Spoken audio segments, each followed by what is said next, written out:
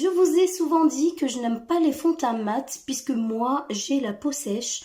Euh, je m'excuse pour ma voix puisque je suis encore un peu malade mais ça va un peu mieux. Donc voilà, j'en profite pour vous faire cette petite vidéo. Quand on a une peau sèche et qu'on met des fonds de teint mat, ça va juste venir accentuer le grain de peau, ça va faire ressortir les ridis, les ridules, etc., etc. Mais moi, il y a deux fonds de teint mat que j'adore. Il y en a un, c'est l'infaillible parfait de chez L'Oréal.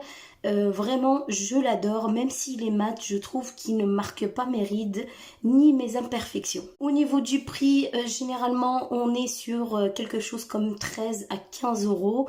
Donc ça va, ça reste raisonnable par rapport à d'autres fonds de teint que je connais. Mais aujourd'hui, j'ai une petite pépite à vous proposer à un prix vraiment imbattable. Il s'agit de ce fond de teint et la marque c'est Whitney World. Donc c'est un fond de teint que je me suis procuré sur Amazon.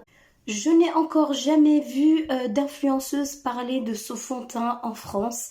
Par contre, j'ai vu pas mal d'influenceuses américaines qui parlaient de ce fond de teint et qui le comparent même à celui de chez Giorgio Armani. Personnellement, je suis pas sûre qu'ils se ressemblent complètement, mais il y en a un qui est complètement mat et l'autre il est lumineux, celui de chez Giorgio Armani, mais je ne comprends pas. Mais bref, on va tester ce fond de teint ensemble et je vais vous montrer le résultat. Au niveau de la texture, il est très liquide. C'est parti, j'ai mouillé mon éponge et on va commencer le test.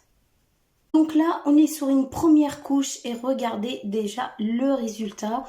C'est pas un fond de teint qui va venir assécher la peau comme j'ai pu tester chez Clarins, il me semble. Il est bien évidemment modulable, donc si vous voulez avoir une couvrance un peu plus importante que celle-ci, donc vous mettez une deuxième couche. Et moi, c'est ce que je vais faire pour voir jusqu'où il peut camoufler. Là, on est sur la deuxième couche, il a vraiment absolument camouflé tout. Vraiment, j'ai vraiment une très belle peau là pour le coup.